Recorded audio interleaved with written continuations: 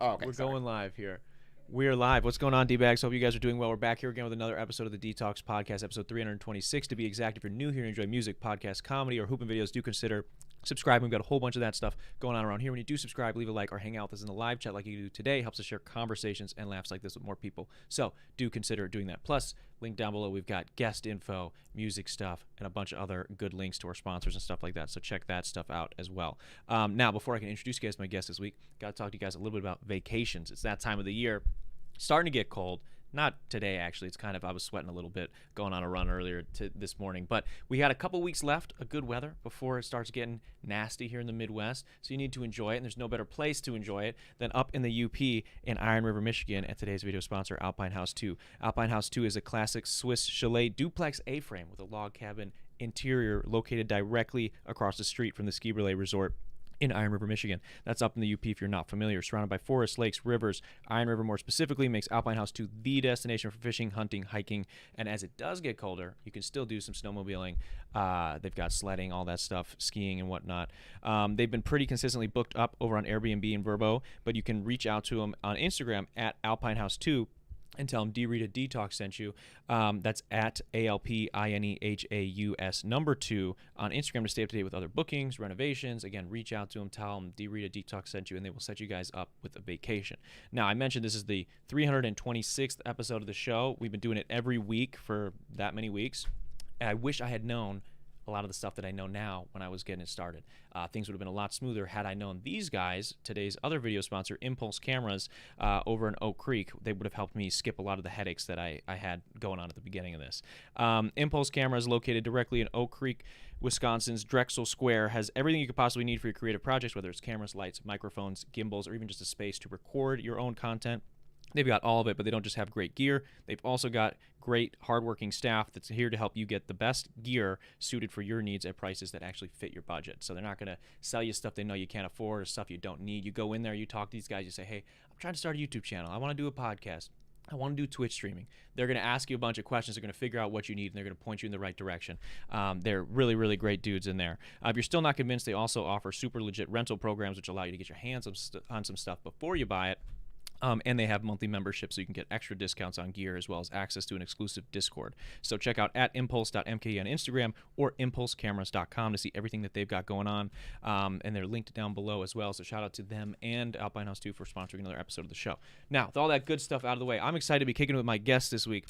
We've got an extremely talented and very kind and complimentary comedian in the house. Mo B is here. Gotta give a wet detox welcome. But thank you for the standing ovation. You have very nice fingernails. I just noticed that. You did, yeah. I have my vitamins. You are a well-kept man. I'm doing my best. this guy, I have to give the people need some context here. This guy, you've complimented me probably 50 times before we've started this. It's totally okay. Okay, I feel like I need to start dishing it back. I think we're gonna have like a little love fest. Cash is king. Cash. Right. Speaking of Cash is King and having a comedian in here, have you seen what's been going on with this Riyadh Comedy Festival? Have you heard about this? Riyadh? Riyadh Comedy Festival. Nah, what's this? The Saudis. They're putting on a comedy festival. I don't think.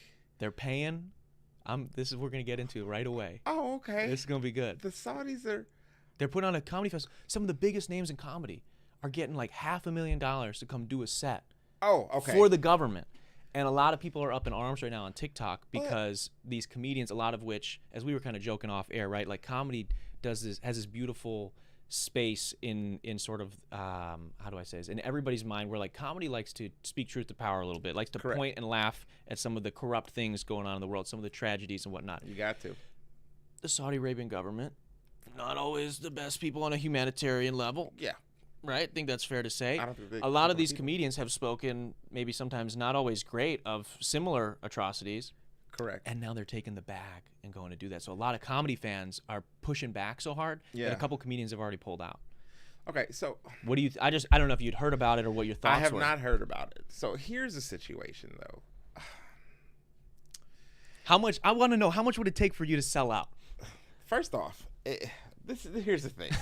Okay. When discussing the term selling out, am I selling out to provide a better future for my family? Right?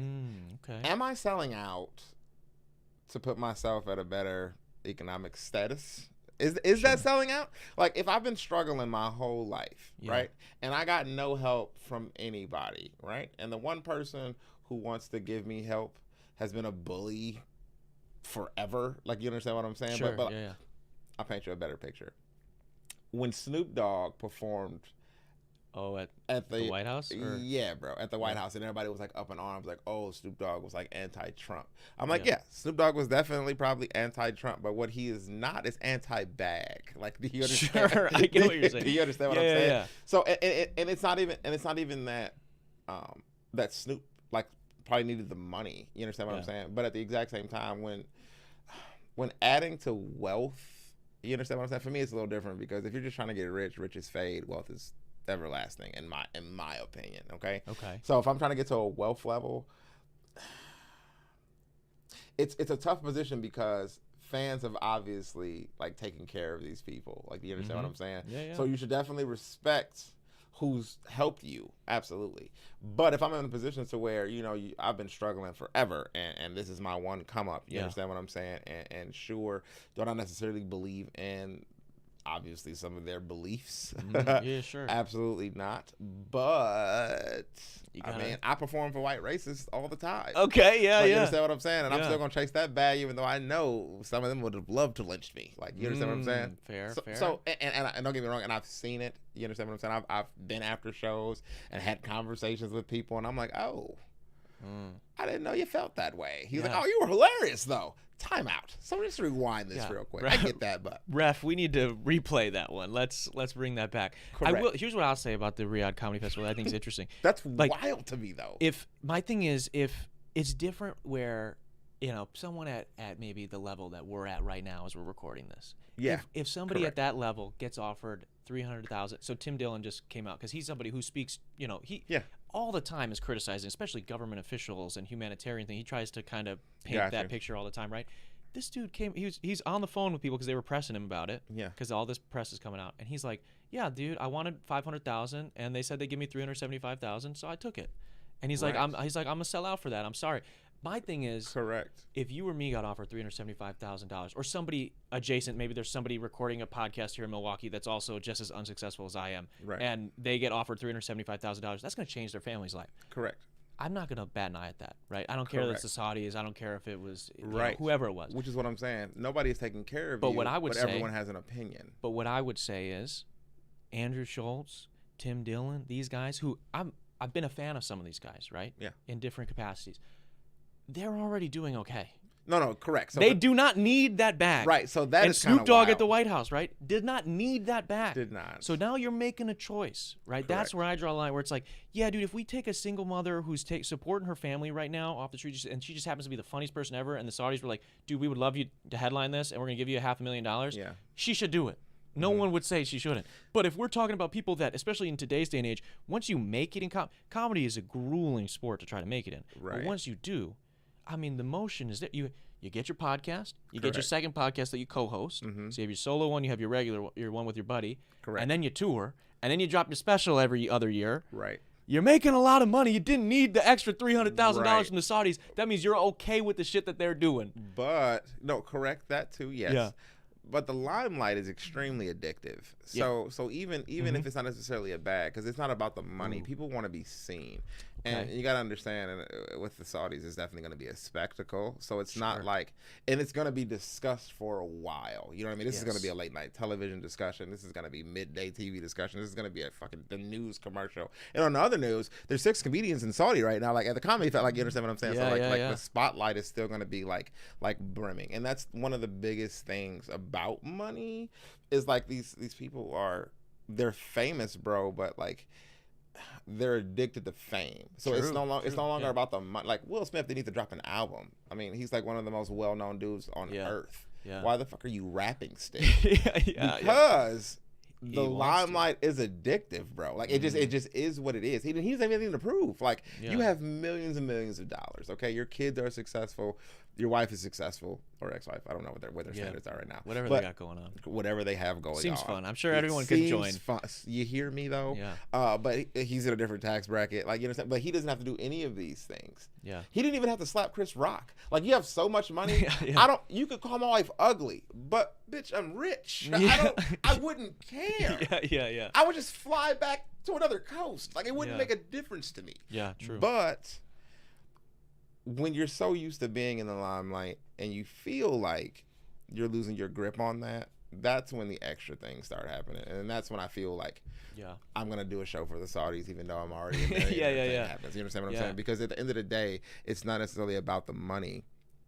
I wonder, not to cut you off, I wonder what people, because there's people that would say no to that, right? There's plenty of comics that were offered that did say no. Yeah. I wonder where when do people, or how do some people get it so addicted to that where others don't, right? Because it is an addictive thing in general, right? Where it's like, I mean, don't get me wrong, I performed on stage in front of people, a few hundred people, and you see it and you're like, that's amazing, like I love this, it's a great feeling. But I don't know that if tomorrow, like you said, that was never, like I'm never going to be as big as I was a week ago, that I would need that. Granted, I've never touched the heights that these people have touched. Correct. So think about this though. Where do you draw the line then? Like, so where does it not become like bad or crude or disrespectful? So think about the lottery. Okay, it was just at $1 billion recently, right? I bought some tickets. So did I. But the thing is, so think about this. So I think like 2 people won, or 3 people. So 3 people split over $1 billion, and yet there's still homeless people in America.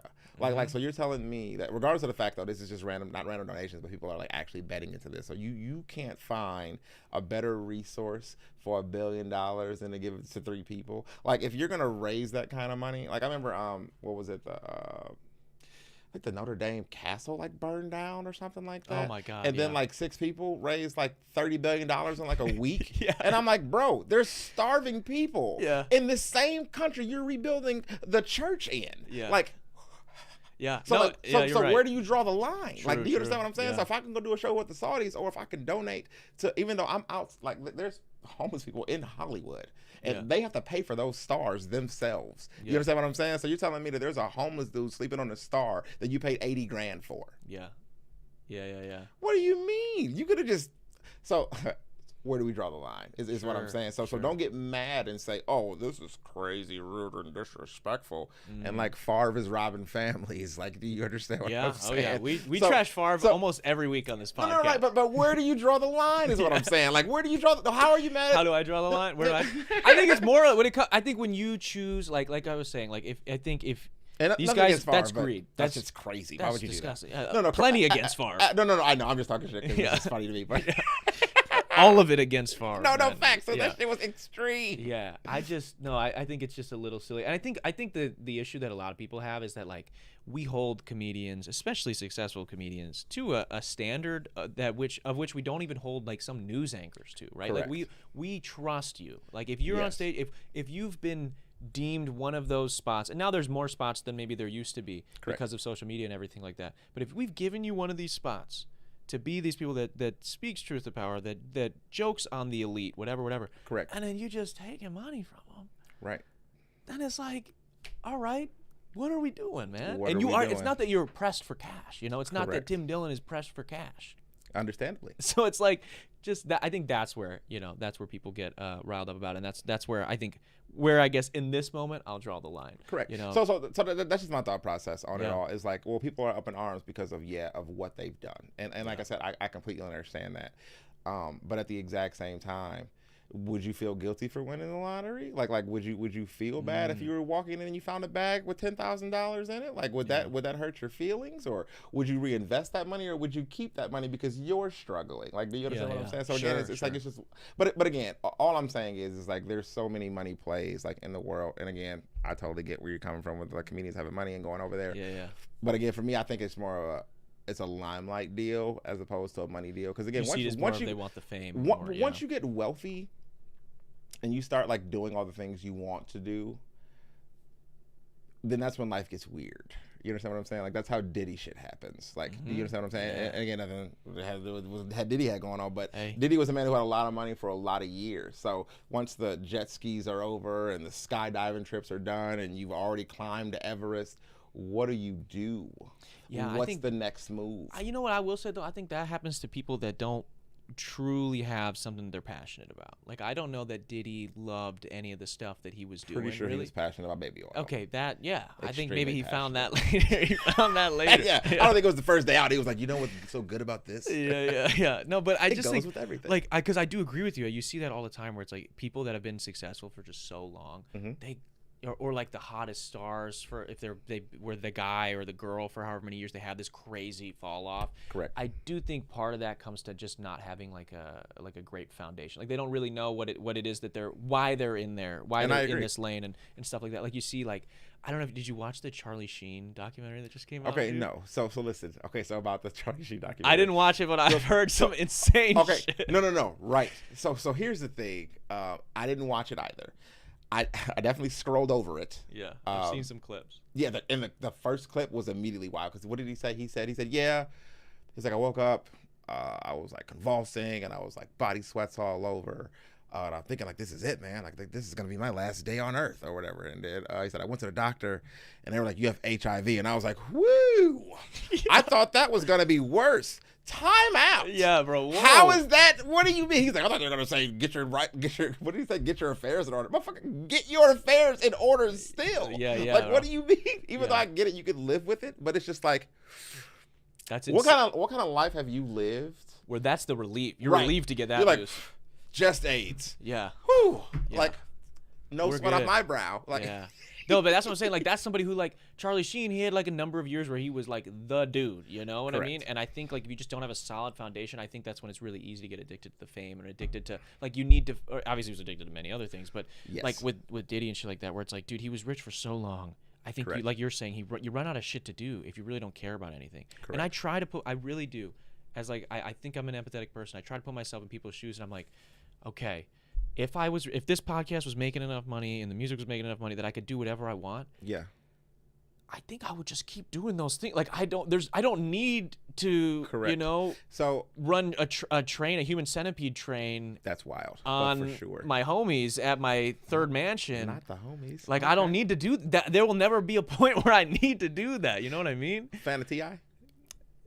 He's hilarious. I do like listening to him. Okay, not comedy wise, like musically. He's got a couple old songs that are good. Okay, that's crazy. So you don't like T.I. Got it. Okay, how many T.I. songs are that good? All of them, really. Okay, give me name me. Okay, no. But I'm just gonna give you. No, I can definitely rap plenty of T.I. songs. It's crazy. Let's hear one. But we're not gonna do that right now. Because I have somewhere that I'm going, and I don't want to be thrown off. You go there. So situation. So he had a verse in a song to where he said, "You're unhappy with the riches because you're piss poor morally." Like, do you understand what I'm saying? Yeah. So just like what we were saying is like, if you don't have a solid foundation, completely understandable. You understand what I'm saying? So for me, and I feel the exact same way. So I know that, like, once I become wealthy and things of that nature, I'm still gonna be the same dude. Like, you know what I'm saying? Because I know what it's like to be broke. I know what it's like to be poor, and I feel like the hardest thing about the human experience, for the most part, is that you really only grow up when you're born to do one or the other. Either you're born wealthy and you experience that forever, or you born into poverty and you experience that forever. Now, don't get me wrong, I'm not saying that nobody gets up and gets out, or nobody goes from being rich to being broke, because that happens on a constant basis. But the levels are fucking steady for the most part, and it's stacked against you both ways, right? Like, you're probably, if you're born wealthy, you're probably gonna be wealthy when it's all said and done, and if you're born poor, you're probably gonna be poor. Correct. But then, because we're humans, the vision gets so jaded when it comes to certain things. So it's just like, oh, well, you don't understand what's going on because you've been poor your whole life. And I'm just like, honey, and this is just strictly speaking from like the black experience. You understand what I'm saying? I'm like, y'all don't really understand what it's like to actually struggle. Like, and then I give people this example all the time when I'm talking about, because like I had a conversation with one of my white friends. And he was like, you don't understand, man. I don't understand what the big deal is and why people think like slavery is so crazy, because like we're on the same like plane right now technically. And I was like, just because we make the same hourly doesn't mean that no listen, and I'm this not is crazy. listen, it's fucking psychotic. Yeah. And listen, this was a tough conversation to have. Yeah. But it was a conversation that needed to be had. Yeah. That's good. I'm glad you're educating my people. You fucking have to. Yeah. Otherwise, they're gonna die. Okay. Yeah. Because listen, not by me. Not Lord, by me. Jesus. Nothing to do with me. And I'm not saying Jesus. I'm just saying But so look. So and I gave them this example, and I said, okay, let me explain something to you about why this struggle is real. And it's not that there aren't rich black people, because there definitely fucking are. I mean, there's black billionaires. I'm not saying that it's not. But here's the kicker. Let's just take McDonald's, right? And this is the example that I use when I'm breaking shit down to white people sometimes, okay? Let's just take McDonald's, okay? Multi-billion-dollar industry, right? So let's just say McDonald's for 300 years, right, didn't have to pay their employees, right? So it's all profit other than what they're making. And they're feeding them the product, if they feed them at all, right? Yeah. And then these same employers, your employees, have more employees again, and then you can sell said employees to another McDonald's and make more money, right? So you're sitting on hundreds of years of wealth, right? No overhead. You understand what I'm saying? Other than what you paid for or whatever. But you got to understand, if you paid $100 for an employee, and that employee in a lifetime made you $1 million, I mean, big dog. And then he had you 6 more $1 million makers, and you're just like, oh, do better, try harder. Really? Yeah. That's a great analogy. What I always do. So I had a buddy who's like from we're living in the sticks. We're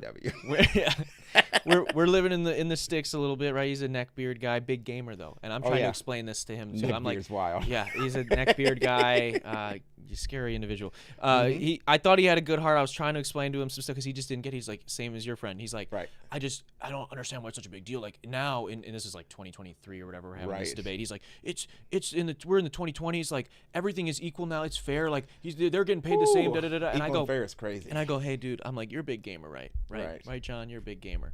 And John's like, yeah, I'm a big gamer. And I'm like, okay, so, I've never owned a Call of Duty game, right? John, you've owned Call of Duty your whole life. You played every Call of Duty for the last 10 years, right? Correct. And it's only 10 years. Right. If you hand me the controller today and tell me to just go play the same game as you, we both have the same controls at our disposal. Right. It's equal, right? No, bro, I don't. That's not fair. And that's not even really a great analogy, because it actually would be, you gave me a controller where maybe a couple buttons are missing. I don't have one joystick. Correct. Legally, I'm not allowed to have the other joystick. My power keeps going on. My Wi-Fi is shaky. Yeah. All sorts of shit. It takes me years of fighting in the streets and maybe some other white people deciding to be nice and helping me out to get the other joystick. Correct. To get the triangle button back. Correct. And now we're getting now they're like, look at you. Look who's playing the game now. Look who's in the game. Yeah. And I was like, oh. Yeah. Oh, okay, buddy. Exactly. So again, I get it. Yeah. So it's so frustrating. It's like, dude, it's insane to not understand the impact that has. Right. Correct. Right? But again, unfortunately, when you grow up that way, though, and it's just tough, and it's wild, because even if you don't grow up affluent, still growing up white made it a bit easier for you 100%. Than it did for us. I mean, I remember hanging out with like our white homies, and I remember like getting pulled over by the cops and shit, and them like, why the fuck are we in cuffs and they're not? Like, do you understand what I'm saying? Like, what you mean, big dog? Or like, why are you like, call your parents? He's going with me. Time out. Yeah. Why do they get to call their parents? What the fuck? You think I can't call my mom, motherfucker? She will come and get me. Like, you understand what I'm saying? 100%. But it's just the stigma behind it. It kind of sucks. I recently watched, and then we can get off the whole race topic. That's so super wild. It's okay. But, it's okay. Oh, okay, cool. Yeah, so like, but I watched like the Katrina documentary recently. Super sad, bro. Yeah. But to actually like see the story from the eyes of actual Louisianians, or what do they go by? I feel like that's the only thing they could go by. I don't know. Yeah, facts. I don't know any cooler name for that. But correct. So but like watching the situation, and then like watching what like transpired, and then like watching them tell the story of like, well, we were trying to get out of the water and we were trying to get to higher ground, because the way that they built it in the bayou, like the white neighborhoods were above sea level, and all the black neighborhoods were already below sea level. So if the levees broke, it was automatically going to flood the entire night. Period. Like that was already the setup again, right? Yeah. Okay. So then there's another documentary though. Haven't watched it, just seen a clip of it, and then they were given the rundown on the views from people, because there were people who were literally out just like killing people, like white people who were killing black people during Katrina. Like, mind you, there's been a major catastrophe, and your first thought process is, let's go shoot people. Like, do you know how wild that is? Do you know the kind of privilege you have to be like, correct. Yeah, I know, like, the house just got destroyed, whatever. We got insurance. Let's go kill some people. So look though, and the wild part about it is you would think that these would be some downtrodden, you know, rough looking, no teeth having scum of the earth. Dude, these are fucking firefighters, helicopter pilots. Like these, like there's literally two firefighters having a conversation, and he was like, "Yeah, bro, when we go down there, I know that it's already aggressive, so I don't mind having to drop whoever I have to drop. I have my gun on me." Now, time out. You're telling me that you're going into a situation that's already bleak with the mindset of, if it gets rowdy, I'm going to kill somebody. Yeah. So you're telling me that I haven't ate in a week. There is no power. There is no plumbing, and your first thought process is going to be to get the fuck down, or I'm going to kill you. Yeah. I'm fucking hungry. Yeah. I'm dying already, man. I'm thirsty. Yeah. Fuck the human condition, big dog. These are natural necessities that I'm lacking currently, bro. Yeah. That grow from the earth. So, and your thought process is to murder me. So again, that's why for me it's just like, where do you draw the line, bro? Like I get the whole concept of yada yada yada, but again, Americans, not even just Americans, just in general, how people see the world is just so fucked up and so jaded. So I would take the bag. You understand what I'm saying? And then it's not okay. In the examples of music, right?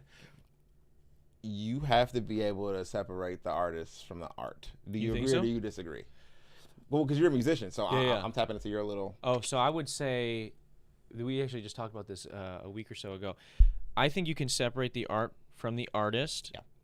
Yeah.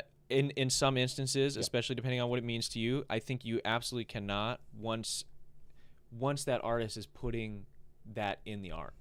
If that makes any sense, right? So like someone like Kanye. I always bring up Kanye as a good example, right? Where like I enjoy a lot of Kanye's music. I thought he was really good. You know, I think he's one of the greatest artists ever. However, if Kanye drops an album with a bunch of Nazis on, Nazi imagery on the album, he's talking about, bitch, I am a Nazi, da da da da da. Yeah. You can't go, oh, let me separate the art from the artist. Like, no. The art, he's putting it in there. I don't want to hear that, so I'm not going to support the artist. I agree. And also, I think too, I also bring it up because we talked about it with Self-in-Law a couple weeks ago, where it is harder and harder to be like an ethical consumer today because we have so much information on people. Correct. Right? So you have to draw your own lines for everybody else. Correct. But you just got to own those lines. And what's technically PC? It changes daily. So right. So you got to draw your own lines. But I will say that it does bring up the importance of like physical media, because if you own something, if you bought Graduation when Graduation came out, correct, you're not paying Kanye every time you put that in the CD player. Correct. Right. You bought it one time. That's it. Maybe you agreed with the stuff he stood for then. If he's now donating money to Trump's campaign or running a third campaign to help siphon votes to help Trump, whatever, and you don't support with that, you don't have to do that anymore. But if you were streaming it, you would have to. Or the Harry Potter chick, right? Like that's one people bring up all the time. I don't fuck with that chick. Harry Potter chick. J.K. Rowling. She made Harry Potter. She that's actively. True. I heard she was She's an evil woman. Man, evil woman. Good movies though, man. Great movies, man. Great. I've never even seen all of them. Dirty Broad. I've never seen all of them. I've seen all of them. I've seen them. They're good. From what I've seen, they're good. And she's a shitty person, right? So it's hard to like ethically consume it. But if someone. But how would you? But again, how would you know unless they didn't? If someone didn't tell me. Yeah, exactly. But once you do find out, I think ignorance is bliss for a lot of people. But I do think like once you become aware of something, you have to draw your own hard lines. For me, if it's something like I guess if you gave me an example of somebody. R. Kelly, there's only one song I ever liked from the guy, so it was pretty easy to cut him out. The remix. Of course it was. Fucking white people. Yeah, that's all we get. That's true. I mean, how did I know that? What? Or Trapped in the Closet was hilarious. That shit was insane. That is one of the funniest. Not even trying to be funny. I don't even think. No, not at all. Well, I mean, he definitely was trying to be funny. I think there was a midget. Small person. It got to vertically challenged. I don't know what I. Yeah. It got there, but I mean, the first couple episodes of that, like the first couple videos, if you guys have never seen Trapped in the Closet, you have to watch it. It's just to watch the first couple videos. Someone's ripped them and put them on YouTube. Yeah, for sure. So you're not paying him. It's fine. You don't have to feel bad about it, but they're hilarious. So for me, I grew up with R. Kelly. You understand what I'm saying? Not like I knew him and I was at his house. I was going to ask, yeah, that's a crazy question. It's from here. Yeah. We had Dahmer. Yeah. But no, so like his music has always been a staple, and I actually have a joke about that. And my thing is like it's so hard to separate sometimes the artist from the art, right? Like I'm not gonna lie to you. Like, and this is part of the joke. I'm like, you can't make me hate Chris Brown. You can't. Whoa. I'm like, because he taught me how to break up with a chick. You know what I mean? Like he had the song, "There's never a right time to say goodbye," right? Yeah, and then that Rihanna shit happened, and then he taught me how not to break up with a chick. Do you understand what I'm saying? Yeah, give your best of both right there. Yeah. The healthy way and the non-healthy way. But I know people right now that's like, I will never play that motherfucker's music, right? And they won't. But at the same time, this dude is sold out like 3 world tours since it has happened. So again, I ask, where do you draw the line? Like, do you understand what like? So it's people are so fucking fickle, bro. It's so crazy. Yeah. Well, I think that's the thing. Everybody has their own like even like somebody like Taylor Swift, right? Tons of her fans, I think, would generally be like they're more. They would murder for her. Yeah, like they're like, but I think like outside of their Taylor Swift fandom, they probably think that they're pretty like morally. I don't want to say like superior or whatever, but they're like, oh, I care about I care about this, I care about this, I care about people. Like they're empathetic, whatever.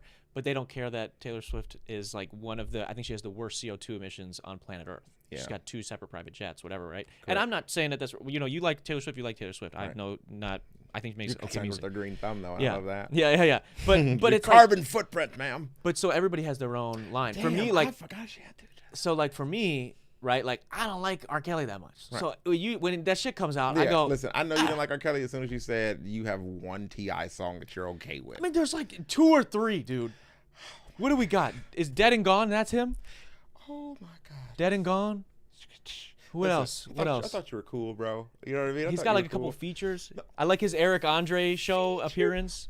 Oh my God. He's a weird dude too. He was like checking his daughter's hymen and shit. Like he's fucking. He's a weird dude too. No, he wasn't checking his daughter's hymen. Okay, maybe he was. He's a weird dude. No, he was just. I think he was making sure his daughter wasn't doing the do. But which is weird too. But in his defense. Which I don't know how to defend that. And I don't know how to defend that either. We grew up different, and he just wanted to make sure shit wasn't happening. I guess I don't know. That's wild. Yeah. But all I'm saying is I don't know. Like I said, how you see things. And oh my God, I'm sorry. Where are you going right now? I have a lot of things going on in my head right now, so I'm trying to figure out what the fuck I want to say exactly, so it doesn't come out crazy. Because I'll say something mid-conversation. Let it come off crazy. That's fine. We'll clip it. That can't be. That'll work out. Yeah. Yeah. No. So again, my thing is like I just don't know where to draw the line, because if I'm struggling, I'm gonna get that bag, bro. As far as morals go, like this is what's difficult. Growing up the way that I grew up, right? Let's just say, so I grew up in the hood a little bit. You know what I mean? And let's just say if your friend group is like, let's go rob somebody, right? You may know that it's wrong, right? Yeah. But in the circles you move in, it's right. Like, do you understand what I'm saying? Yeah, so in your bubble, everything that you're doing is normal. This is not like serial killers, bro. Like them murdering people, even though it's crazy to us, is a normal day for them. Like this is what's regular, you know. And I found this out, like just growing up the way I grew up, like realizing like, bro, I've been in this bubble like my whole life, to where like, you know what I mean, like all I knew was, you know, what was out here. And don't get me wrong, I definitely knew there was more to it than that. Yeah. But what I woke up to every day was that. You understand what I'm saying? So it's super easy to get drugged out into something, or like stuck somewhere, or like I mean, I remember we were in a car one time, and a dude hit us, right? Like hit us in the car, and I was probably like 10 or 11. And I was with a dude from my church member. I remember dude hit us. And I remember I got out the car, he got out the car, and like I walked into the store, and then when I turned back, like he was getting like beat the fuck up on the door. Like, you understand what I'm saying? Whoa, yeah. But mind you, how do you beat somebody up that you hit? Yeah. Like, do you understand what I'm saying? Like what will provoke you to feel that way? But you gotta understand, in bro's day to day, that was a normal thing. That's how he go back to his boys like, I just whooped his motherfucker ass, bro. I ran into the back of his shit. And he like, yeah, bro, you should have did that. Like, do you understand what I'm saying? Yeah. Your environment is your environment. Yeah. Correct. Yeah. So again, when it comes to accepting monies or things of that nature, it's like, do you really know what my problems are? Like, do you really know where I'm coming from? And that's why when we were talking earlier, and I was like, just because you have money doesn't mean you're happy. Like, you understand what I'm saying? Like, you can have it and not have it. Like, do you understand what I'm 100%. saying? So people jump off of buildings every goddamn day, and they own the building. Like, you own this building and you just killed yourself? What the fuck? In my whole life, I just wanted $50,000. You have $30 million, and you're like, no. I'm sad. Yeah. Correct. Yeah. So again, it's all about where you draw the line, man, and what you actually see is, I guess, like you said, morally corrupt or morally accurate. So it's just a wild choice for me. I don't know, because I definitely gonna take that bag. And again, I know that there's a lot that goes with that, but at the exact same time, based off of the things that I've seen, I would want myself to be successful. Now, I can't speak from the level of their success because I haven't reached that level yet. So I can't be like, oh no, I got $2 million. I don't got to go out this weekend. Like, I'm not there. So I'm like, hell yeah, we're going to go take that back. I mean, I'm not going to drink or eat none of the food. Yeah, sure. I'm not going to shake hands with everybody, but.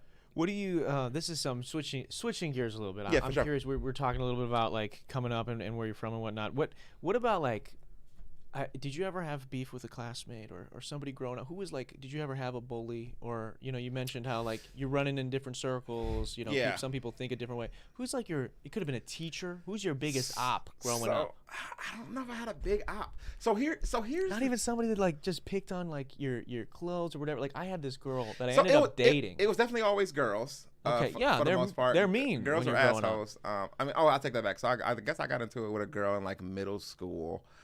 And that was kind of wild. Or maybe it was like 6th grade or some shit like that.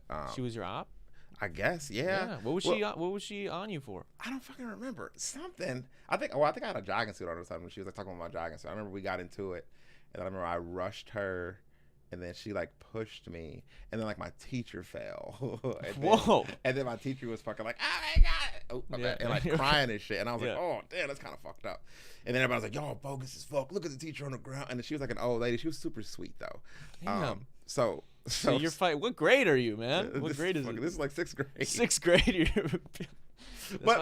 Okay, so here's the thing, though. Here's the thing. I didn't really have, like, ops, bro, because, like, I always had, like, great people in my corner. You understand what I'm saying? So for me, it was a little different. Don't get me wrong. I mean, I'm pretty sure that there's absolutely people who did like me. Have I fought? Fuck yeah.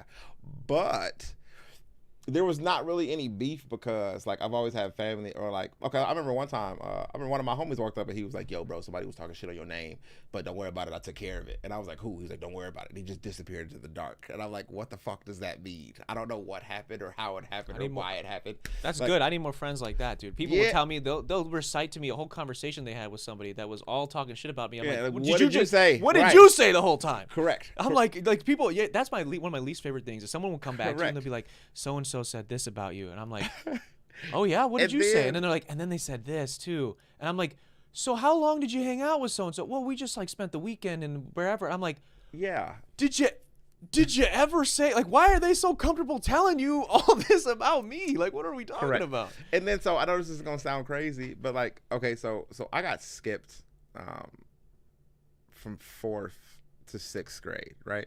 So skipped. What does that mean? Like I didn't go to 5th grade. Oh, okay. So I went from 4th to 6th, right? Oh, you're too smart. Well, I don't know if I was too smart, but I'm pretty smart. So I was immediately, like, in school with, like, my older sister or whatever. So she was a year ahead of, well, actually she would have been a couple of years ahead of me. But since I got skipped, I'm like, hey, guess who's in school together? She was like, bitch, this is crazy. Yeah.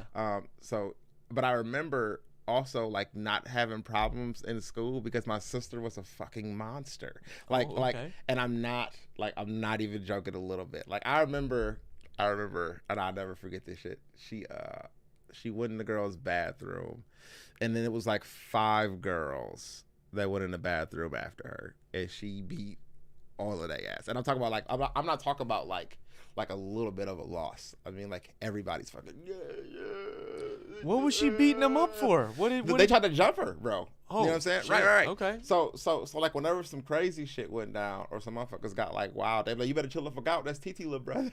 Yo, that's crazy. And they're like, oh, this TT little brother. Oh shit, man. Yeah, wow.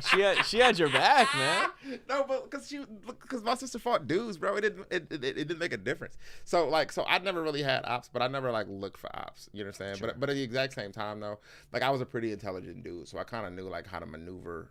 So one of the things is, and that makes it difficult, especially when you're growing up the way that I grew up, is being able to control your emotions is a difficult thing to do, especially when you're a young man. Like, do you understand what I'm saying? So I learned how to do that like early on. Like, bro, I'm not finna let some goofy shit get to me because I've seen so many things be thrown away just off of pure emotion. You understand what I'm saying? But again, the most difficult part of like people are like, oh, I don't understand how that man just went up there and shot that man, right? Which seems crazy on the surface. Yeah. But when you're living that life and you've had a motherfucker like knock on your door in the middle of the night telling you that he gonna kill you and your goddamn family, you gonna say, well, the next time that I see you, and your next thought process is, I'm gonna get you for you get me. Like, do you understand what I'm saying? So it's oh, he just walked to that man and shot that man in the face at 3 o'clock in the morning. And I was like, yeah, but it seems crazy on the surface. It still is crazy. It just but you can see how we got there, right? Whereas other people just look at the end thing. Correct. Right? No, I'm not. Listen. Yeah. I haven't ever shot anybody. You're not condoning in the face. You know what I'm saying? But what I'm saying is I've been around situations where like shit like that happens and transpires and takes place, and my thought process is like, I wouldn't do that shit. But at the exact same time, coming from that, I understand a lot of like the wild shit that does happen. But that's also one of the reasons why I moved away from Milwaukee, because I just wanted to raise my kids like in a peaceful place. It's not that you violence is always going to be everywhere. But you don't have to live where it's saturated. Is what that is. You understand what I'm saying? Like, you can give it to people in small doses. And I knew that I did it right because I remember there was a car accident, and fresh car accidents when the police aren't even there yet. Like, you know what I mean? So a car crashed, and we're like driving on the highway. And then my daughter like saw the car crash, and she's like, "Oh my God, Dad, that car's crashed."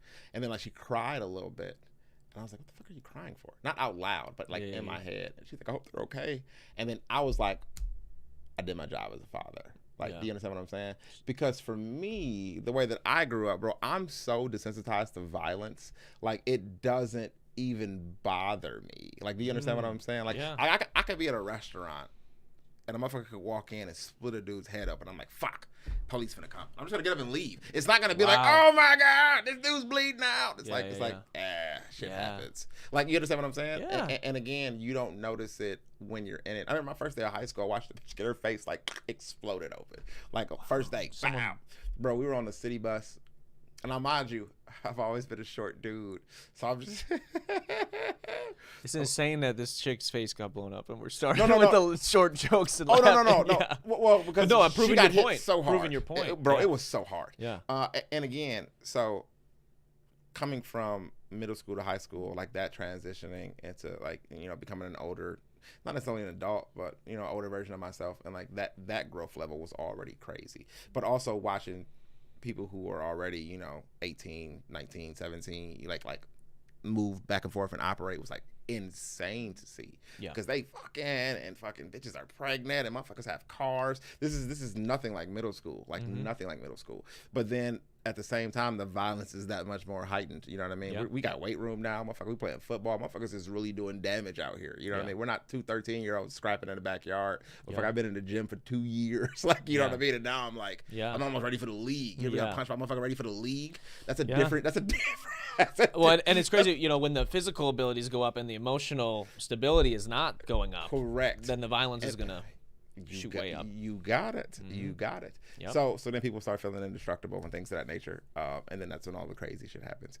But damn, I forgot, what was I just going the with? Girl on the bus that got on your first day. Oh yeah, so I'm on the bus now. Mind you, bro, I'm short already. Okay, so I'm on the bus holding my little straps and shit. I don't know why I was holding both my straps. It's fucking weird already.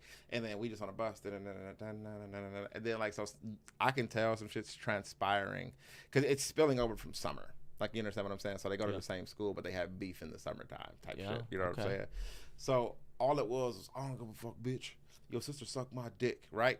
That's how I went on the bus. It was like, bro. Everybody erupted and shit. Okay, cool. So we get to the bus stop. Now, mind you, this is just a city bus, so we're all walking to school. Now, I'm standing outside of my school first day. And then it's just like you could like hear somebody running, and then just cleared, bro. But like the first day, bro, I haven't even got my syllabus. Yeah. I'm like, damn. Yeah. Dude's getting stuffed out. Fucking secured. Bro, so then we get into school. Go upstairs, bow, give me my little folder. Okay, cool. Looking for my first class. Now the chicks who were arguing on the bus, because the dudes were fighting outside. Yeah, bitch, who out the band? Bow, bow, and then bow, then I'm talking about like just blood everywhere. And I'm like, damn, first day, boy, this is crazy. So crazy, man. Yeah, it's just, I mean, it's sad to see. It's your sad face to see. was like, damn, that was the first day. My first day was like, I had lunch. Where'd you go to school? Yeah, probably Arrowhead. No, I'm just kidding. You said. No, I was south of here.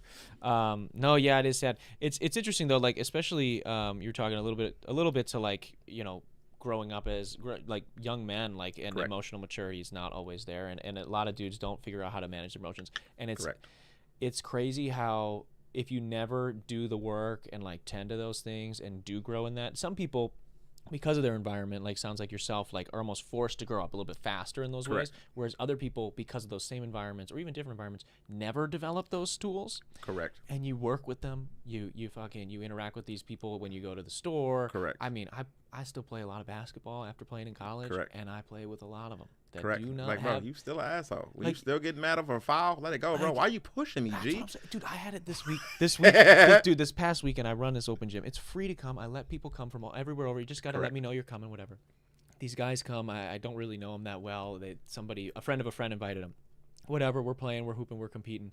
I'm probably one of the better guys in the gym, let's just say. Correct. Well, this guy's talking. Training. This guy, yeah, I've played a little bit. And so this guy, you know, it always happens where you're cooking somebody else on the dude's team will be like, man, let me take that weak ass dude. Right. It's game point. He just said that on game point. He just said, oh, I'm gonna take this weak ass dude for That's game wild. point. So what I do, I give him one of these. He goes one way, I go the other way. Game point.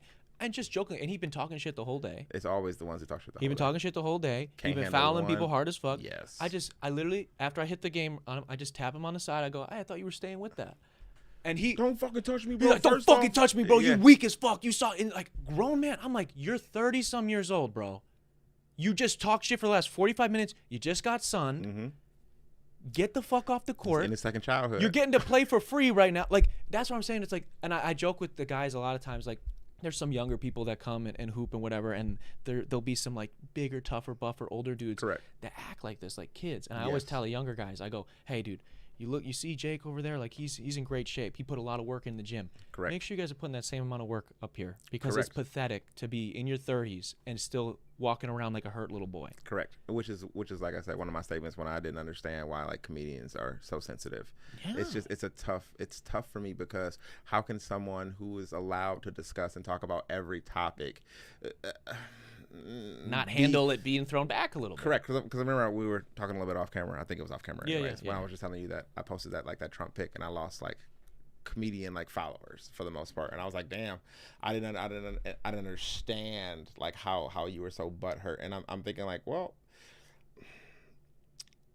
we are here to discuss everything for the most part. You understand what I'm saying? Yeah. And that's why one of the reasons why comedians get so much backlash when things do happen or things do go wrong is because we're going to talk about it. When Kevin Hart damn near couldn't host, what was it, the Grammys or something like that, because he said he would drop a fucking house on his son's head if he was gay, which is wild, because one, he's a goddamn comedian. Yeah, exactly. Like how are y'all taking what he's saying on a stage at face value? Yeah. Like, don't get me wrong, there's a bunch of truth in my comedy, but you're gonna embellish. Like, it's not gonna be like, yeah, you know, I went skydiving yesterday, and even if I did, I almost broke my neck 14 times. Like, how many times did you dive? Just once, but I kept waking up and passing out. Like, you understand what I'm saying? Yeah, so it's like, you're gonna play with the truth. I get it, right? So, but I just don't understand the sensitivity of it all. I mean, Kimmel.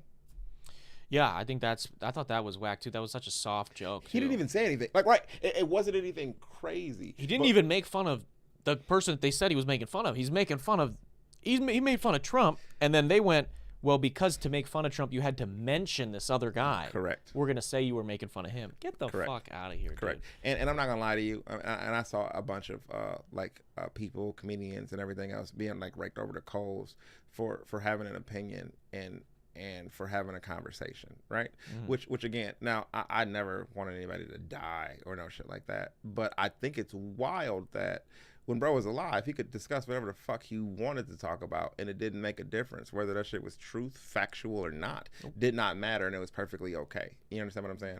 And in my head, as I'm watching these other like comedians, I get wrecked over the coals because there's so much shit that like crossed my fucking mind when it first happened. You can cut this out if it's gonna be too bad, but my head was like, they really know what it's like to lose somebody important to them if that's the case. Like, because when fucking Martin Luther King died, they're like, get over it. You understand what I'm saying? Fucking who what the bam, get over it. Slavery, get over it. Get over it. Get over it. Now I'm like, oh, Charlie's dead? Get over it. Motherfucker, fuck you. You're going to get fired. I'm going to make sure your kids don't eat in the future. Yeah. What the fuck? Yeah. Now, again, where do you draw the line? Yeah. Because well, also with that guy too specifically, it's like, of course, like nobody wants to see somebody die like that, but it's like, no, fuck no, that was crazy. This guy, to pretend, I really just can't get behind. It blows my mind how many people I know from just like high school, college, etc., whatever, that I ain't seen them post about nothing when George Floyd died. Right. I didn't see nothing about Jacob Blake getting shot. I'm from Kenosha area, right? Correct. I didn't see nothing about that. Correct. Just decided to sit all those out. All of them out. They're sitting out on the issues with Qatar when that's going on with FIFA. They're sitting out on the fucking genocide that's going on in Palestine. Correct. Sit all these out. Correct. But the guy who actively promotes violence, you want to say he's not telling anybody to physically hurt anybody, but to say he was not a violent person is a lie. Correct. That guy gets got by the thing he believes in. Correct. And now you got to say something. That hurt. That like blew my mind with so many people. That and I saw a bunch of, I know who I'm deleting from my friends list, and what the bam, yada yada yada. But I'm like, yo, let me explain something. To there was a young black dude that got lynched the same weekend, and they said, get over it. Correct. But it was an accident. Now let me explain something to you. You can't lynch anybody by accident, bro. Nobody kills themselves in public.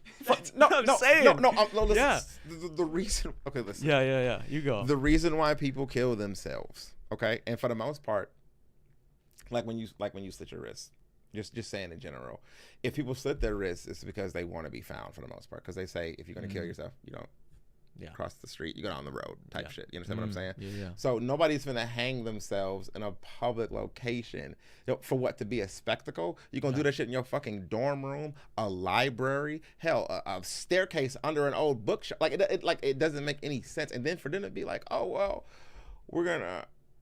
It's open and shut case. This was normal, and he was stressed out. I said it was from a fucking tree. Yeah. In the middle of a walkway. Yeah. And you're telling me this is a college campus, right? Yeah. You're telling me that in this day and age where there's fucking killings, school shootings, massacres on a constant basis, you don't have any visual, you don't have any random camera or door ring bell, none of that. We have no footage of him just walking over there himself. So you're telling me it's a whole campus, and not one person had strolled by there that evening. Not one person. Yeah. We don't have any footage of him leaving his dorm until he was found. Yeah, exactly. So it's just like big dog. Yeah. But even take Obama, okay, when he was running. And he won. They were literally like burning, they made him for the most part, and they were like burning him in the South. Like, you understand what I'm saying? An effigy of, and it's like, why are y'all like what will make you? They had fake Obamas hanging in the South. I know, and it was crazy too. I remember, and nobody cared about that. Exactly, and remember what happened when Trump won in 2016, and was it Kathy Griffin or whatever? And I'm not even a fan of her comedy, but she had his head or something. She beheaded him. Got removed from everything. Dog. She got removed from everything. Dog. So I cannot stand when my least favorite thing. I am for freedom of speech. I do think people should. Absolutely. My least favorite thing is right-wing people that pretend to be freedom of speech champions. You are my least favorite people because you do not believe it. Do not. You do not believe it. You just want to say slurs. Correct. And own that. Mm-hmm. Own that with your chest because you do not believe in freedom of speech at all. Correct. And it pisses me off. It's so fucking annoying. It's frustrating because it's like you have a conversation with these people and they're real life bots. Like you talk to them and they'll be like, no, it's this thing, it's this thing, it's this thing. Then you get there and they go, well, actually, let me move the goalpost another 10 yards and another Correct. 10 yards and another 10 yards. It's like, just shut the fuck up. You're insufferable. All the conversations on tariffs when they're asking random people why they feel the way they feel about them. Yes. And he was like, yeah, bro, because if you don't do it, then the Chinese government is going to have to pay for it. He's like, well, actually, we pay for that. Yeah. He was like, what do you mean? He's like, time out. So you don't know? Yeah, you don't know, but you voted on it. Oh, okay, big dog. I know. I'm sorry. Silly. It's no, it's true, and he doesn't know either, man. He has no idea either. Yeah, it just blows my mind with that whole situation. I don't even remember how we got there, but facts. That's okay. I'm super random with my conversation, so my bad. That's okay. That's okay. I want to know. Let's see. What other random shit can we get into here? Okay. Do you eat fast food? Yeah. Okay. What are you gonna say like that? I mean, I'm chubby, okay. so. Hey, you're just living life. You're an athletic, handsome white man, so we're not gonna describe what you have going on. I know you Fast have a six pack, or if you used to. If you don't. Fast food. All right. What fast food chain gets orders wrong the most, in your opinion? McDonald's. You think McDonald's? For sure. I've ran multiple of them bitches. Oh, really? So yeah, I know. Oh, you know. What's up? Why are you guys getting it wrong so much? So it's not about necessarily getting it wrong.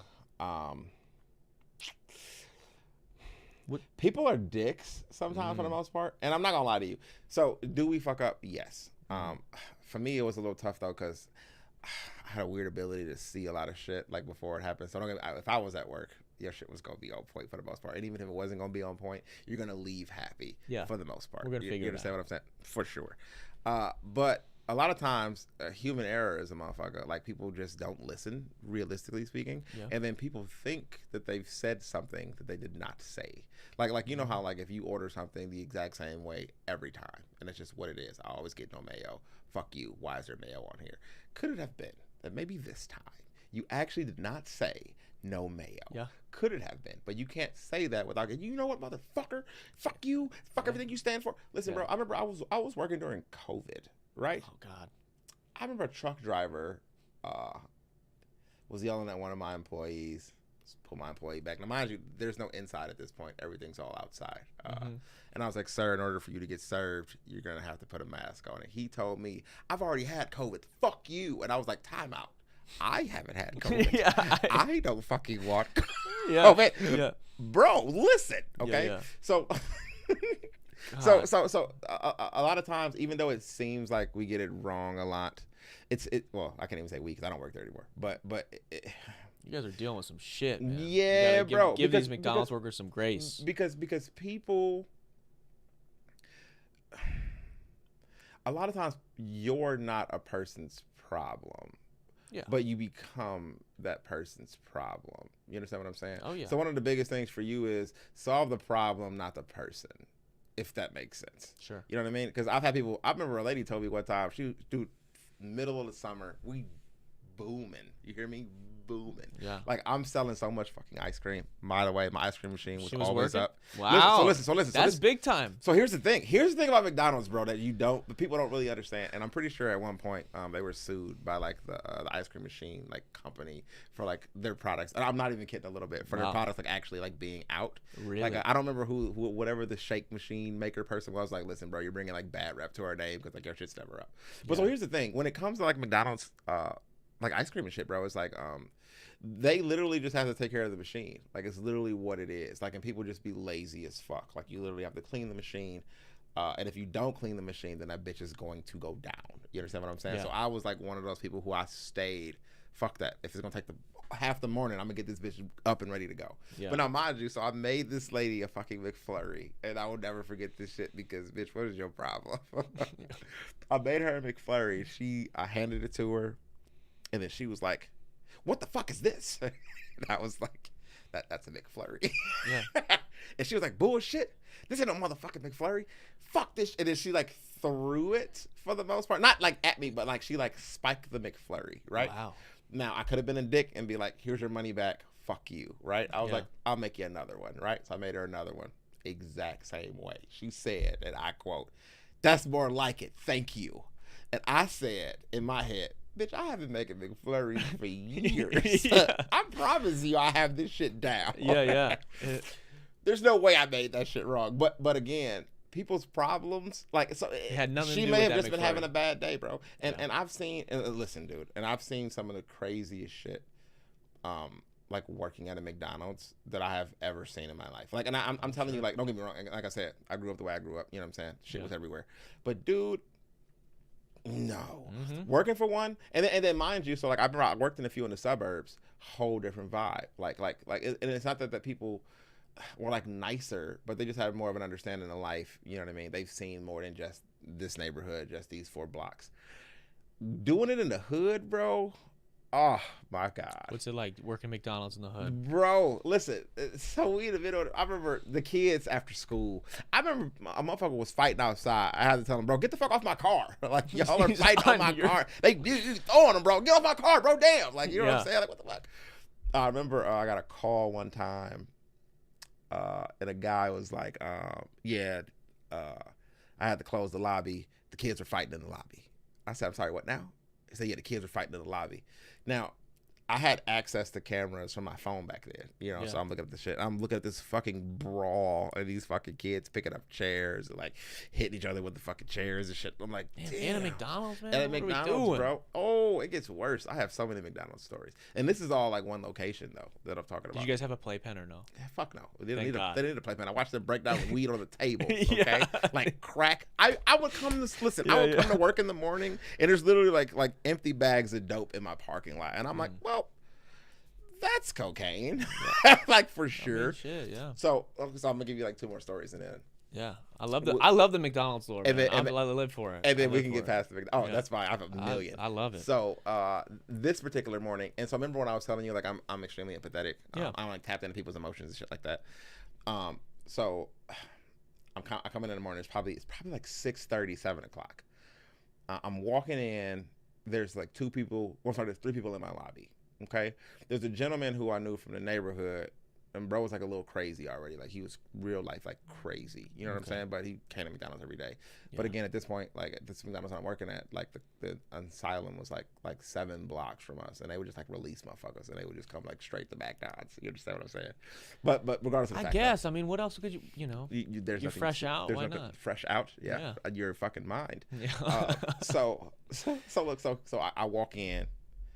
He's sitting at the table playing music loud as fuck. Already like, oh, okay, this is how this day's going. So there's a couple, cause there's like these bench setup seating, and there's a couple sitting at a table like enjoying breakfast, normal shit. So like me and him locked eyes, and there was a brief moment of like, well, that's a little eerie, like an eerie feeling, like what the fuck, like, you know what I'm just walking, I'm just like, but it was like, and then I was like, okay, so I go to the back and I'm talking to my manager, the night manager. I'm like, how did everything go? Everything goes swimmingly. What are we missing? Do we need anything? You know? And then all I hear is, Mo, they fighting in your lobby. Bro, it's fucking 7 o'clock in the morning. God, man. Okay? And I'm like, what? So I go out to the lobby. So the dude I locked eyes with, right? Weird, eerie feeling. Fucking pulled a crowbar out. Jesus. Well, actually, I take that back. He didn't pull that. The crowbar wasn't first.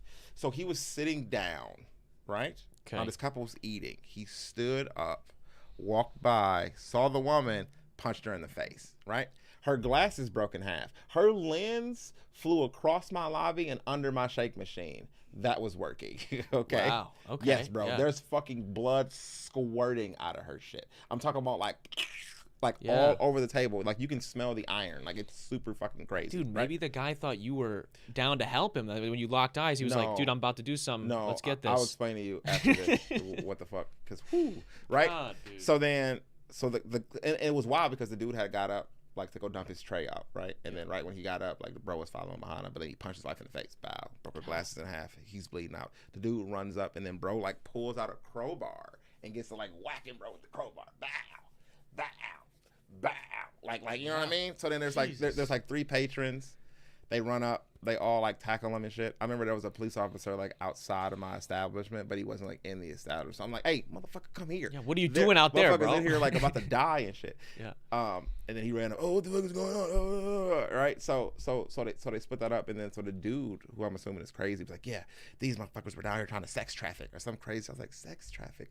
This motherfucker just had pancakes. Like I get it, but bro, what the fuck? You understand what I'm saying? Yeah. So this is the thing though. So here's my thought process, and this is how I felt. So that same individual had actually wanted a job for a while. He was like, oh, I filled out an application, let me do an interview process. But I'd already had always had a weird feeling about bro, you know what I'm saying? And again, I fuck with my gut feelings, just it is what it is, you know what I mean? And realistically speaking, I feel like if those people weren't there that day, me and bro was gonna have a problem because he was already crazy. And like I said, when I felt that, I was like, what the fuck? That's so weird that it felt like that. And then he just, and then, So I'm just like, and then there was another incident. Just brush past that. No. So my manager, who I love to this day, because bro, I'm talking about she cleaned up that blood so motherfucking fast, it was insane. But again, some that was super normal. Not that it was normal, but when I first started working at this establishment, you remember Lean on Me? The movie? Lean on Me, how the school was fucked up and then he made it better type shit. Sure. That's how this restaurant was. Literally I walk in bro, is that dope on the table? Are you motherfuckers breaking down the weed in a restaurant? And I'm like, bro, at least do it where there's no fucking camera. He said there's a camera. He was like, oh shit. Yeah, you right, bro. Yeah. Why are you? Come on, man. Think a little. Listen, I remember I got into it with a dude. I was having a meeting with my manager team. This is during COVID. And I remember the guy walked up and he was looking for something. I'm like, what you looking for, man?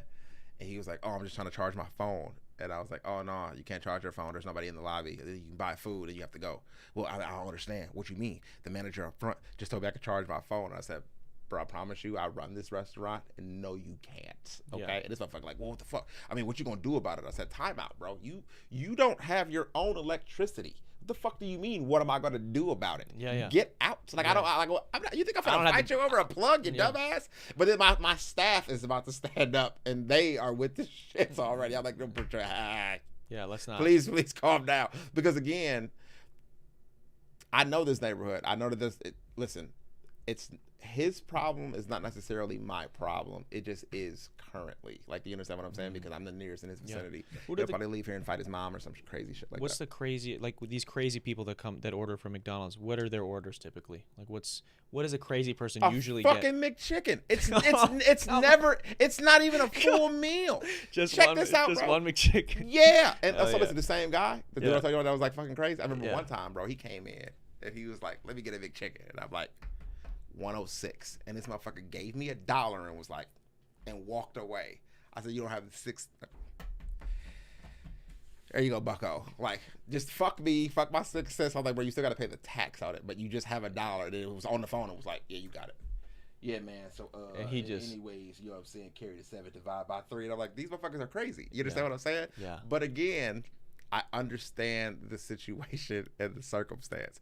There was an old man that I don't know why I keep talking about that shit happening at McDonald's, but this shit used to fuck me up because. How could it not, dude? This is war stories here in this McDonald's, man. No, but fuck this, because this dude, I didn't understand. Okay, so there was an old man who would walk the neighborhood, right? Yeah, and sure. So this is, and mind you, this is during COVID, right? So I would see him walking the neighborhood, and he would look regular as fuck. He would just be walking around normal as fuck. Yeah. When he got to my restaurant, I don't know how, and I don't know why, but he would come in, be bent over, taking deep ass breaths, and he would have fucking snot from his nose to his fucking knee, bro. Whoa, what do they call that? That's when a snot train. No, I mean when the old people. That's what happened when they were making fun of Joe Biden, right? That he couldn't stay awake long enough in the day, because it happens to old people. They get a certain time in the day and they just they're super active. They look normal during the day, and they hit 7 p.m. and they can't function. Maybe he hit McDonald's and he just couldn't function anymore. His body just starts shutting down. I watch him walk all the time. I've never seen his nose even snotty. I promise you. I promise you without without fail. Anytime he was in my lobby, he had a fucking 6-foot snot drip. I'm talking about maybe he's allergic. And to fucking what? I don't know. Because look, bro, I was driving. Yeah. And I'm watching him just I'm like, no snot. No, enjoying the fucking day. Yeah. As soon as he gets to my restaurant, and it's COVID, bro. People are like, bro, don't you get COVID from the nose? And I'm like, yeah. you can get it in your nose. And his shit's just like, nobody wants to take his fucking order, bro, because it's like, it's literally like, and I think that he like made it happen when he came in because he was never snotty. I've seen him multiple times at random places throughout the neighborhood. Like, maybe you guys weren't putting enough sauce on the burger. He was trying to make some extra. He didn't order. He walked in with the fucking lasso. Okay. I'm picturing it right now, just swinging. That's dog. Yeah. Yes. So it's a good image. It's fucking disturbing. He looked like Dumbledore. Yeah. Fucking J.K. Rowling's people, and he was a white man. Fucking weird ass white man. But no. So there's. Wow, dude. Yeah. There's so many things that have happened at McDonald's, bro. Give me. We'll cap the McDonald's thing at this. Just we're good with that. Give me what's like the one thing you learned from working at McDonald's. If you could, I'm sure you learned many things, but if there was like one big takeaway that you could give. So my people skills. So and it's not that I didn't have people skills previous to this, but when you're on the floor, especially when you like run a restaurant, like limelight shit, it's kind of the same situation because you have to make sure that what you're doing is what's supposed to be done for the most part. But at the same time, because I remember like days when like we would start to fail and like crash out and like the kitchen can keep up with what needed to be made. There's people in the fucking lobby, a bus is starting to unload and shit's starting to hit the fan, right? Now, me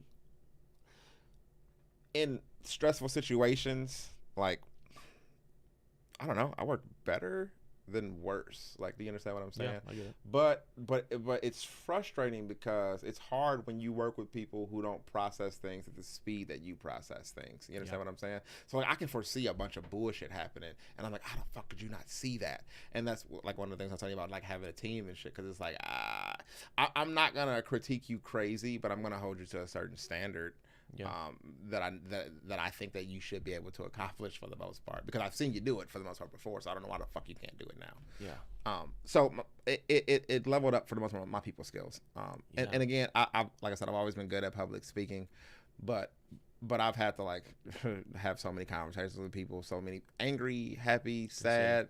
Teaches patience, it sounds like. Correct. Bitches that wanted me to fuck, not fuck. Like there's so many things that happen that you have to be like quick on your feet with. You know what I mean? Like, and then in the process of all of this, like I said, bro, like buses. I know it sounds crazy. Buses are a bitch.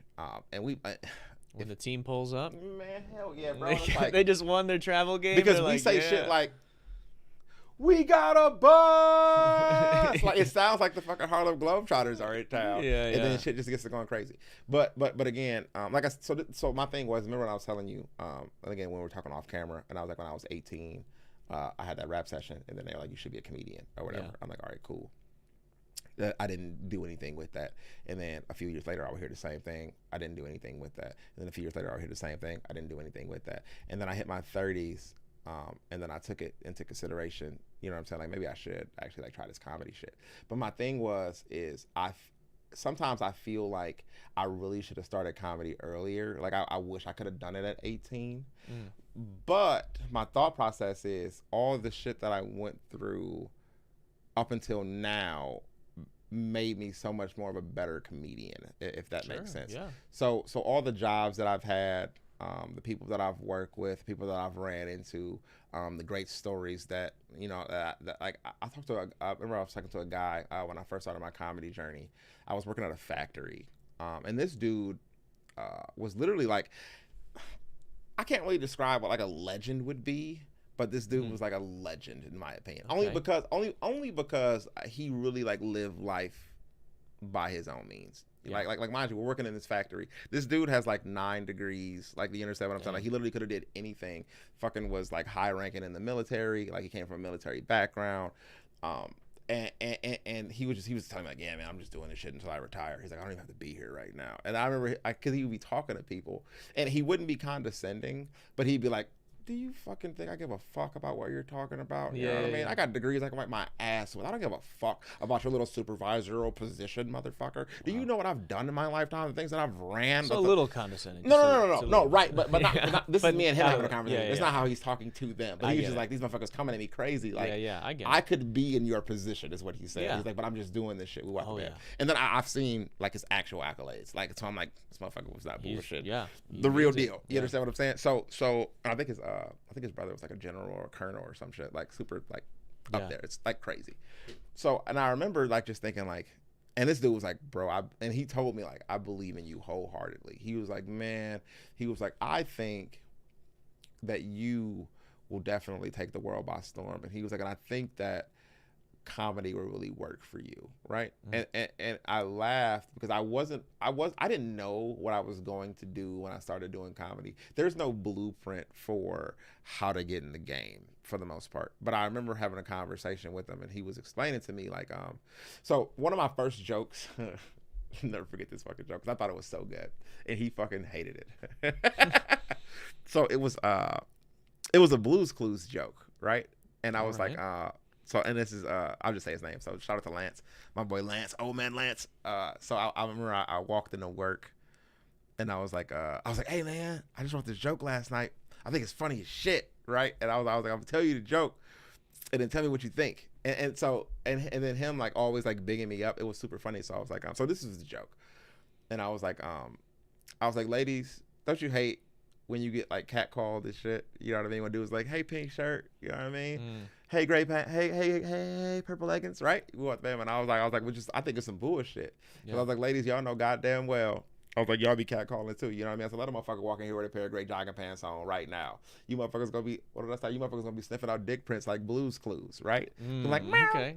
Meow, meow. And I was like, and God forbid you see some dick you like, you gonna start singing a song like, we gon' get some dick, we gon' get some dick, we gon' get some dick. I hope he's got no kids, yeah. Right? And then so he giggled, yeah. Okay, right? And he's like, oh yeah, okay. And I'm like, all right, cool. So this is where it gets like real. So, now let's fast forward like a year and a half, right? So, yeah. I'm not telling that joke anymore. I've written like better material, and Lance is retired at this point. So I remember I sent him a video of like some of my new stand-up because I don't know where he was, but he wasn't like getting out. I mean, I remember him coming to like my earlier shows when I was like just starting to get on, and like him believing in me back then. You know what I mean? We were at the band, and I remember sending him the video, and he was like, "Hell yeah, man, that's what the fuck I'm talking about. You were so much better than that Blue's Clues shit." And I was like, "Wait, you don't like Blue's Clues?" Like, because I didn't know that he didn't previous to that, but he waited until I grew.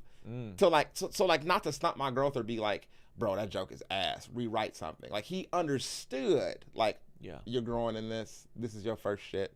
I'm not gonna shoot down like your beginnings. Yeah. But then after I had better shit, he was like, that shit was ass. Like, you know what I'm saying? And I was like, I appreciate you. But at the same time, so many people get derailed because you shoot that first jumper and your dad says you're garbage. And it's like, realistically speaking, keep going. Like, you understand what I'm saying? Like, like you can't triangle, no key. Like, you understand what I'm saying? You gotta keep shooting, man. You gotta get shots up. You gotta get reps in and anything. Yes, correct. And that was the biggest thing. So people say all the time, it takes 10 years to be an overnight celebrity. Yeah, 100%. You know what I mean? And then also in any business, especially when it comes to comedy, but especially just start out in general, you have to, what was the saying? You have to be cool with not making money for 5 years. You understand what I'm saying? Yeah, I mean, most restaurants, dude, don't make any money until 5 years. Correct. If that, or they usually fail before then. Correct. And then the wild thing is established comedians don't even consider you a comedian until you've been telling jokes for at least 5 years. Yeah. No, and that's facts. And then I remember a nationally touring comedian, and I remember having this conversation when I was like 3 years into comedy, okay? I was at a club, and this comedian was doing like a little, what do you call it? Like a little impromptu like conversation or whatever. And he was just like, so he was asking questions, how long you been doing comedy? How long you been doing comedy? How long you been doing comedy? And I didn't say anything at the current time. I'm just like soaking up like the conversation because I am just happy to be in the room with these motherfuckers who are like out here. You know what I'm saying? So any little piece of information that y'all are giving, bro, I'm a sponge. Like, hell yeah. Okay, yeah. So he was like, tell me how long you've been doing comedy, and then I can tell you.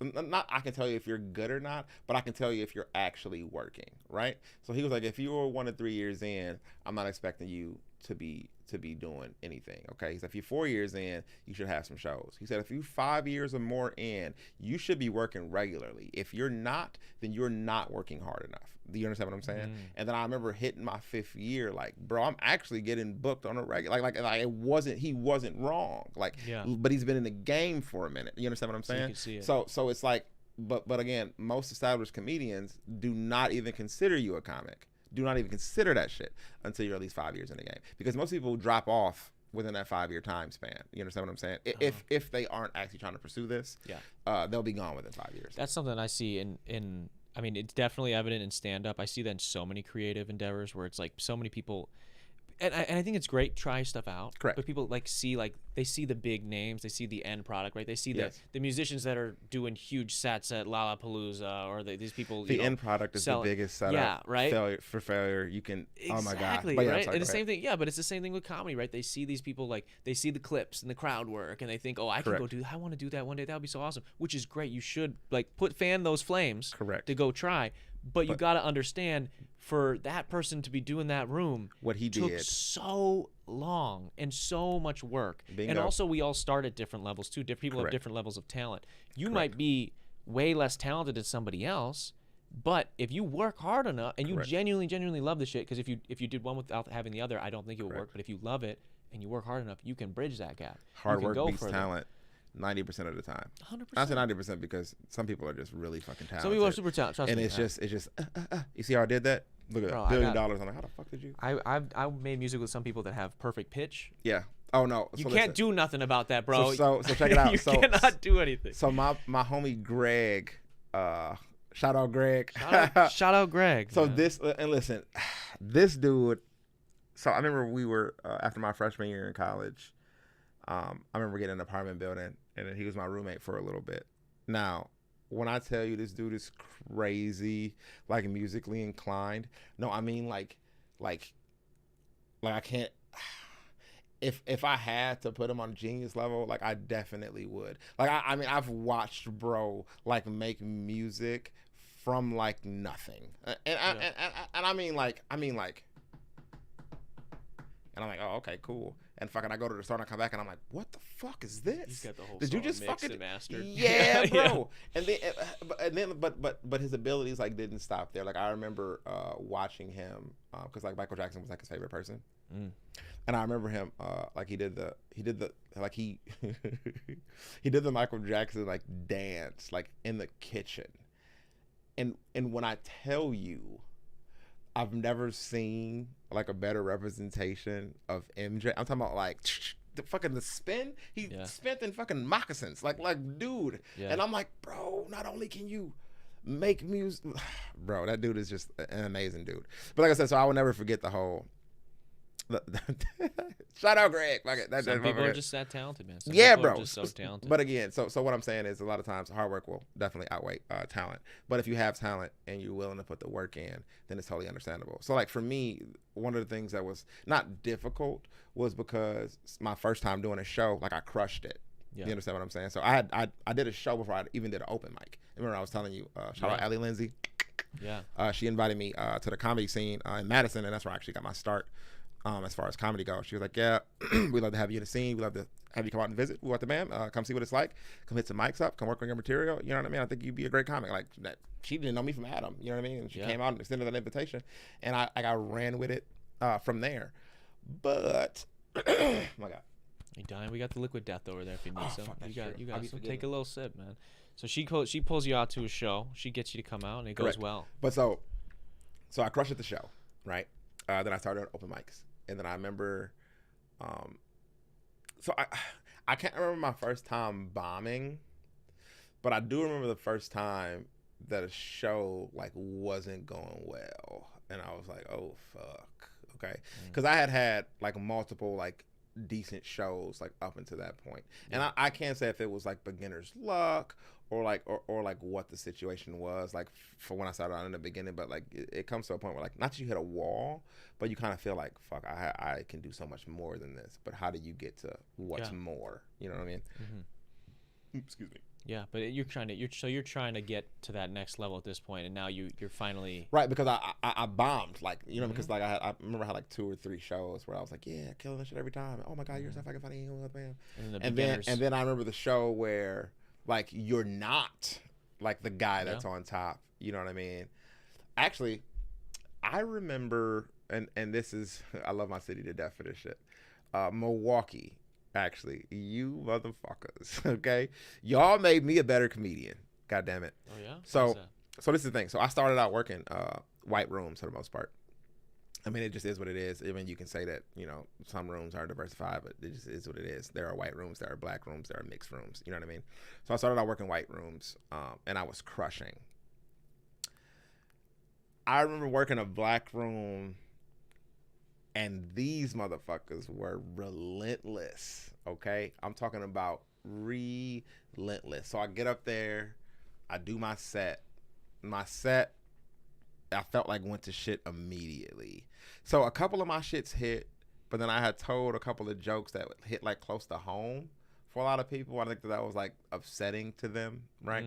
But the coldest part was after the fact. So I'm outside, and at this show in particular, I invited a few friends too. So I probably had like maybe like 6-7 people there. Like it's just my homies just coming to kicking and shit. So we smoking outside, and then the show lets out, right? So the people are coming outside or whatever. And now, mind you, I've gotten like the pat on the shoulder from like, listen, man, you did your thing out there, okay? Don't let these motherfuckers stop you.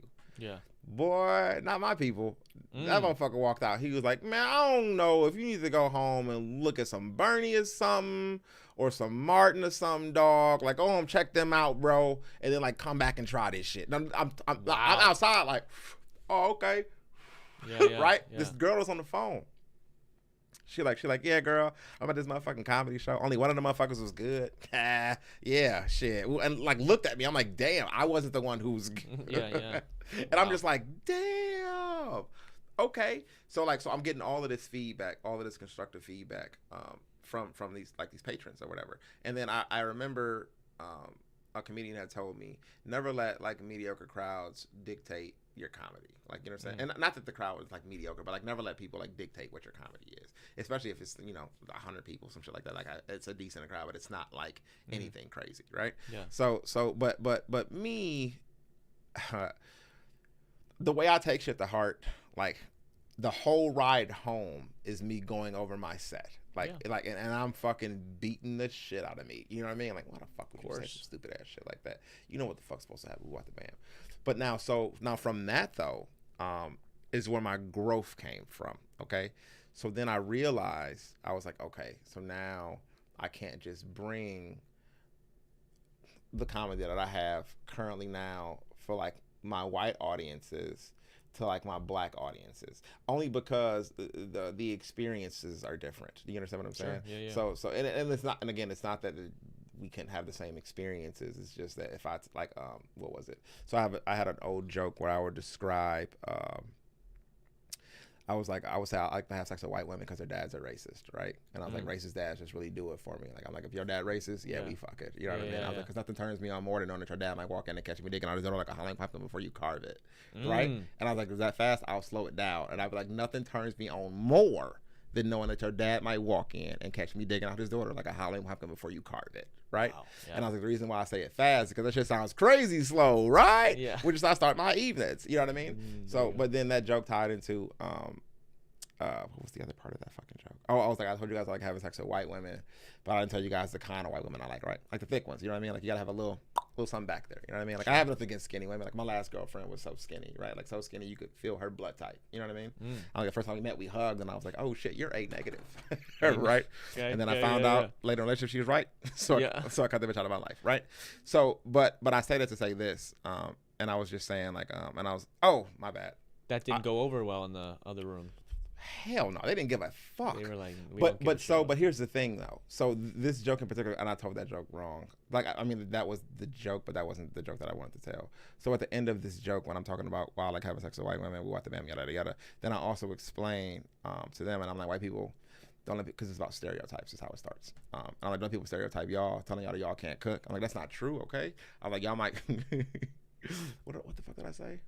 Oh, I said y'all might fuck up some potato salad, but you have definitely mastered meth. God damn it, got that shit down. You understand? Oh, yeah. But now telling that shit in a black room, they're not gonna give a fuck. Like, but don't get me wrong, they'll laugh, but it's not catered to that. So then I grew from like so now I have like multiple intros for like when I'm coming into shows. Yeah, just being able to read the room and call the audible. It's like you're at the line of scrimmage, right? You gotta like a motherfucker. Yeah. And so again, and that is what comes with putting the work in and growth. So I learned from comedians saying like, cause I used to always wonder why like certain comedians would be like in the back of the room just like chilling. I'm like, what the fuck is you doing? He was like, bro, I'm looking at the audience. And I was like, what you mean? Because they weren't going first. You know what I mean? And don't get me wrong, it doesn't matter if you go first as long as you get there early enough to see the people you're at least going to be talking to. Yeah. And to pick up like little like social cues. Like I remember I did a show and like there was maybe like 6 comedians. And out of the 6 comedians, like 2 to 3 of them were talking about Trump, and it just wasn't going over well. Like, and I'm like, but after you saw the first dude like bomb with Trump, why would you try that? Come in with a Trump joke? No, correct. You're like, I got something. And then the third dude came in with a Trump joke, and they're just like, right? So I followed up when I came up. I was like, hey y'all, this is America's voters right here. God damn it, I know you motherfuckers got it done. And then they died laughing because I'm like, they are absolutely supporters. But again, read the fucking room. Yeah. So it's just 100%, man. Well, we've touched a lot of bases today, man. I appreciate you. I appreciate you dealing with some of my silliness here and giving us. You were serious the whole time and giving us plenty of McDonald's lore and some comedy McDonald's lore. Is so fucked up. That's great. I love it, man. Well, I want to say thank you for coming out tonight. I really appreciate it. I want to say thank you to everybody who tuned in live today, as well as people that will be listening and viewing days after here on YouTube or over on Spotify. We had some fun. I had fun. So I also want to say a quick shout out to our patrons. This will be up on the screen right now. So if you guys are interested in getting behind the scenes access to extra podcast, extra videos, as well as a series where I mix, master, write, record every single one of my songs, go to patreon.com/Darren Rita, and you can help support the channel for as little as $1. Also want to say a quick shout out to Alpine House 2 and to Impulse Cameras, both for sponsoring this episode. With all that good stuff out of the way, this has been the 326th episode of the show. I will see you guys next week. Gang, gang. Peace.